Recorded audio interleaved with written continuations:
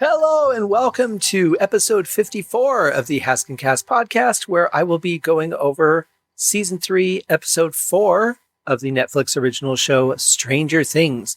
Hope you guys have been enjoying the series so far. It's been getting a lot of listens, which is nice. Thank you very much. Thank you for sharing with your friends, those who have.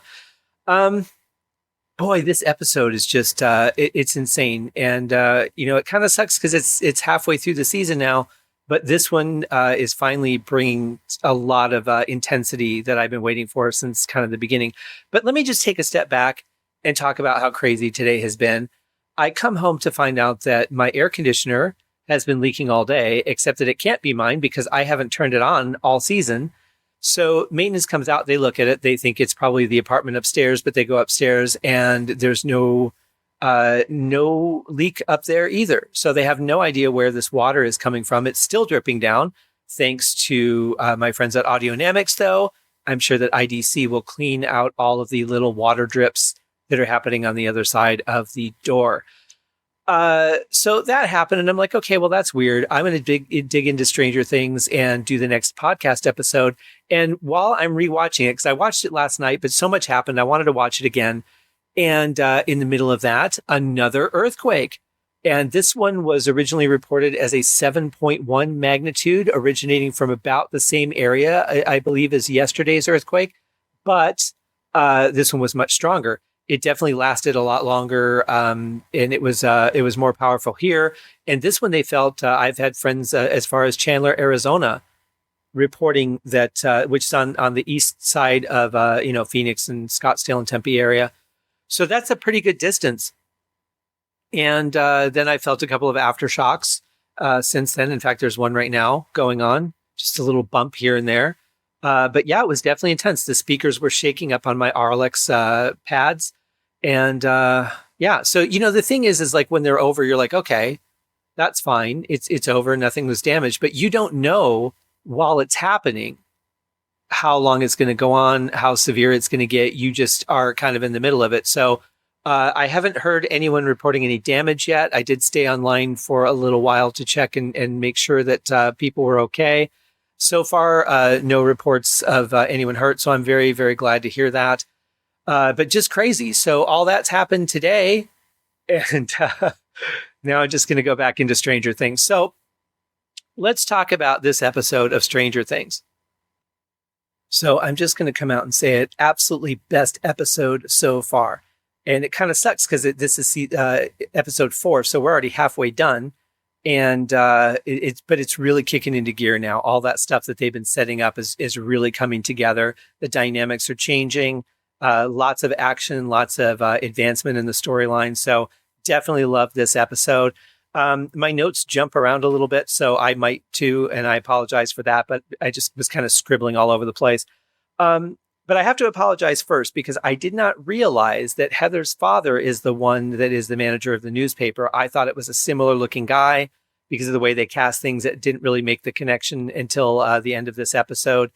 And I think that's kind of cool. I think that adds a little bit more of a dynamic to the whole thing, because if he's in control of the media, and you can see how passionate he is about it, or at least as the creature, he's passionate about it.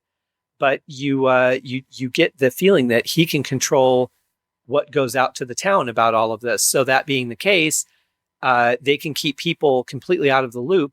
And if they need to take over more people, they can do it very easily because they'll be caught completely unawares.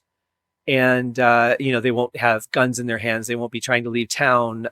They have no idea that they need to protect themselves from anything at this point. So I think that's a pretty important component and very intelligently written into the storyline here. I really like that. Wow, lots of crazy stuff. I really kind of don't even know where to start, but I'll start for now, at least at the beginning, with Elle and Billy, that little scene where he kind of, she knows that he recognizes her and he knows who she is now. And he knows that she's a threat, so that when they meet up later, he's a little bit prepared for what he's dealing with to an extent. And I kind of like that Elle is like, I don't think this is right. Something's not right about what we just saw at the house. And Max is like, no, I think she's fine. She just wanted to take an ice bath because she was hot, which is a little much. But I think that she doesn't want it to be her brother so bad that she's just kind of in denial about the whole thing. And I get that because he's kind of a horrible thing on his own.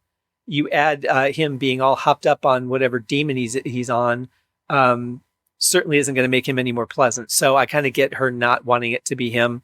But that was a cool thing with the Wonder Woman comic because Ella's basically Wonder Woman in this storyline. So I thought that was pretty cool that she identified with that. And also the fact that Max is like, hey, if you're going to hang out with boys, you're going to learn boy things. You got to hang out with me.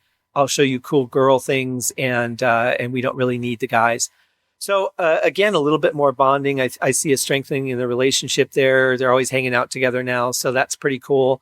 But then, when the call comes in, the red alert thing, why doesn't that mean anything to any of these people?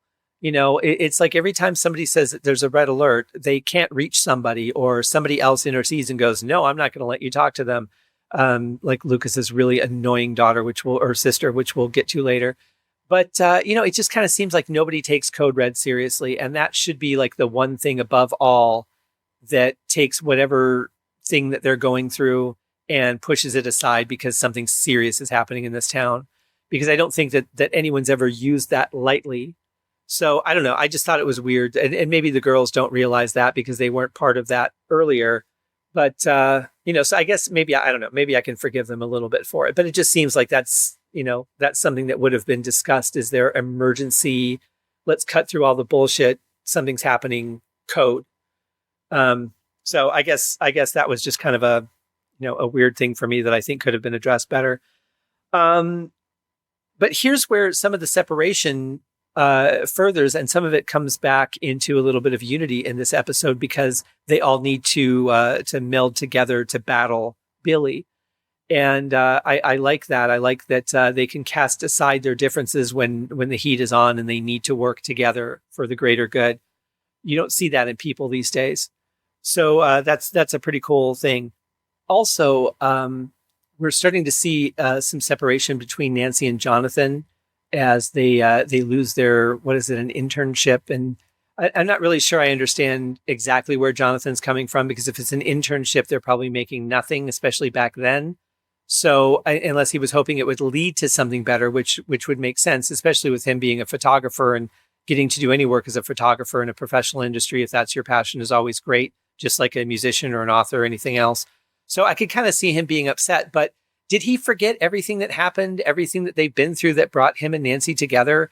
It just seems like another episode of, I'm going to distract myself with current things and completely ignore the bigger picture, because he knew something was wrong.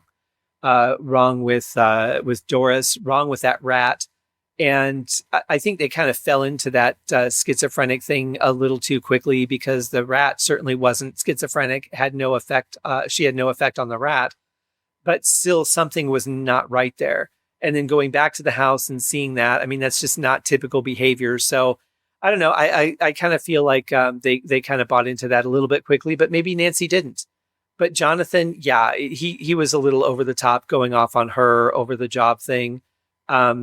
He could have stopped at any time. He could have said, no, I'm not going to be a part of this. No, I don't think this is a good idea. But he has to take responsibility for the fact that he also went along. He was also there, and he didn't have to be. That was his choice. But of course, he blames everything on her because she's the one that encouraged him to pursue it, taking no responsibility for the fact that he made that choice as well. And I just kind of feel like, he's forgotten everything that's happened to them, as I mentioned on the last episode, where some of the character behavior, considering what this town has been through, they know the Upside Down exists. That didn't just change. They know that there's portals that have been, sealed, but who knows how long that's going to last. The fact is, there's stuff right around them all the time. So I don't know. It just seems a little over the top to me. The fact that people seem to forget about that stuff even in the heat of the moment. After having been through something like that, I think my first instinct would be, is this something that's returning? Is this another facet of this horrible thing that we went through a few months ago? But that's just me. And Jonathan's obviously decided to take his own path and say, you know what, Nancy, maybe we don't belong together. We're from opposite sides of the tracks. You don't get what it's like to go hungry. You don't get what it's like to be stressed about money because you've got daddy, and maybe we really don't belong together because we're from two different worlds. which while that's a cliche, I get it. I kind of see where he's coming from, and I kind of see where she would be like, you know what, maybe we are. Maybe you have to take life serious on a different level than I do because I have the ability to focus on other things that you don't. I mean, obviously they're going to end up back together at some point, I'm sure. But for now, looks like there's now starting the distance between them. So while we were seeing these couples come together and get stronger, now we're starting to see a little distance in most of the couples.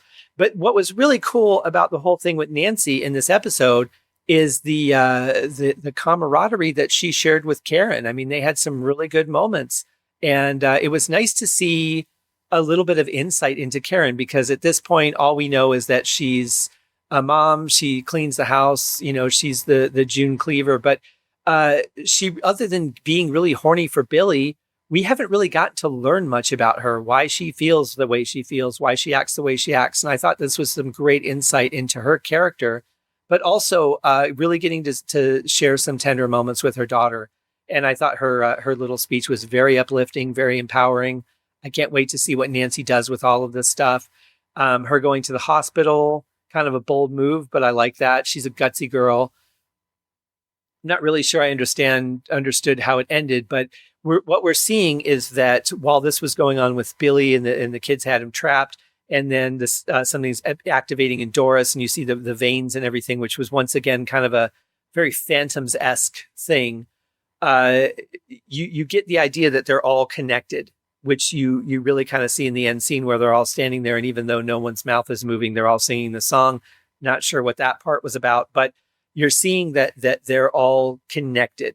And even when Billy goes to Heather and says, she could have killed me, Heather says, yeah, but she can't kill us.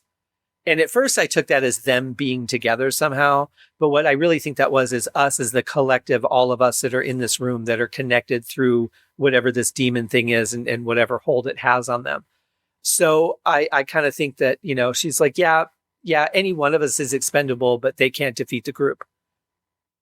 So that's kind of interesting because Heather actually really seems to be the ringleader while it appeared to be Billy. But now it appears that Heather's kind of really the one that's running things on behalf of the demon. And it's going to be interesting to see how all of this plays out. But I love the battle. I didn't understand why Elle wasn't able to use her powers when he was choking her, or how she let that go that far without forcing him back into a wall again or something. Maybe she was exhausted. Maybe she needed to take a breath. I'm not sure.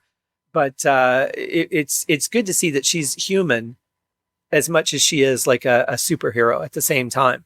She's obviously, every superhero has their vulnerabilities, their weaknesses. And, it's nice to see that she hasn't grown to some ridiculous strength that she still doesn't have to rest and use the reserve tanks and that sort of thing. But definitely a great battle. Really appreciated that. I kind of love that.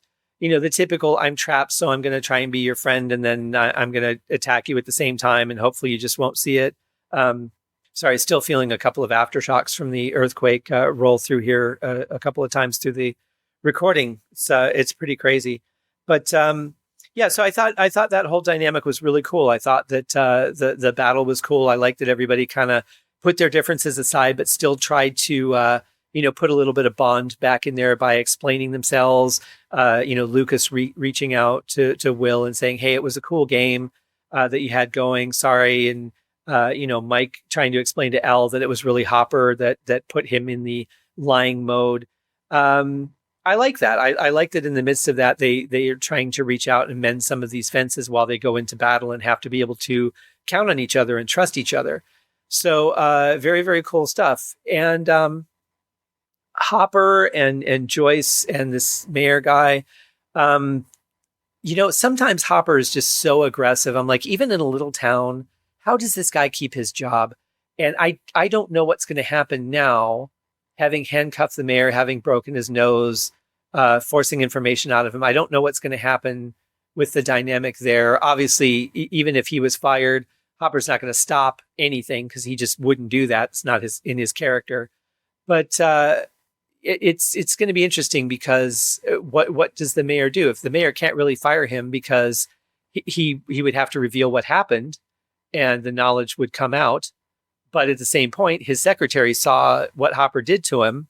So I don't know where they go from here, to be honest. But it's going to be fun. And then for him to try and escape through the window of the house, when he could have just run down the stairs or run outside or whatever it was, because it looked like there was a staircase there. So I don't know why he was trying to escape through the window.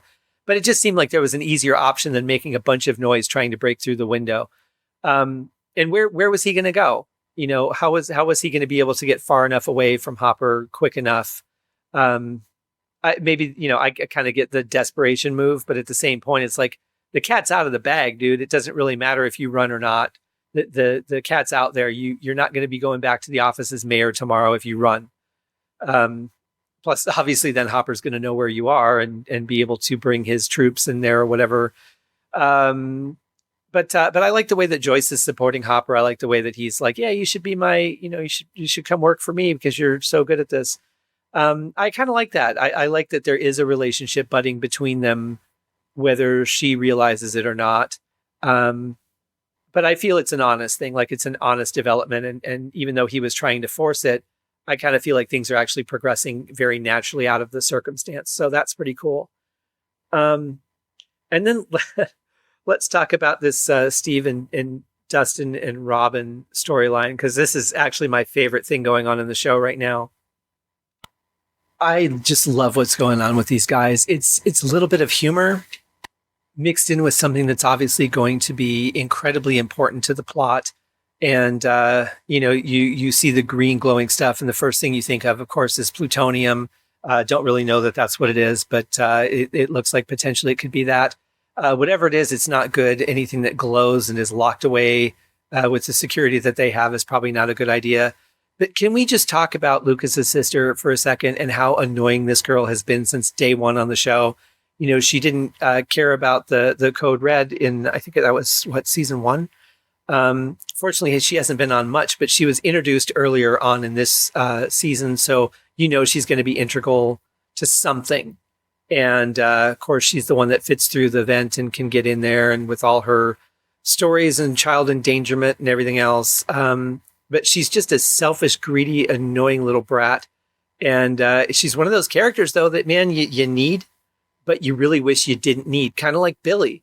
You have to have your antagonist, and she's kind of a, on both sides of that. She's helpful, but she's also somebody that you just wish you could smack and write off the show somehow. But she helps the heroes, so that's the important part. And we'll see what happens as they are trapped. But I like that. I like the little fight over the elevator button and, them getting whisked off to God knows where. At one point, I thought maybe it was going sideways, but then I realized that didn't make any sense. It's going down into, deep into the earth, whatever hidden base or what could be. It might even be that scientific base that we saw in the beginning of the season. Don't know yet because they're still writing at the end of this episode. But overall, I thought it was an incredible episode. Very powerful. Lots of great things happened. Lots of bonding, but some more separation. It's definitely moving. This episode had a lot of moving parts and a lot of story advancement, which was great.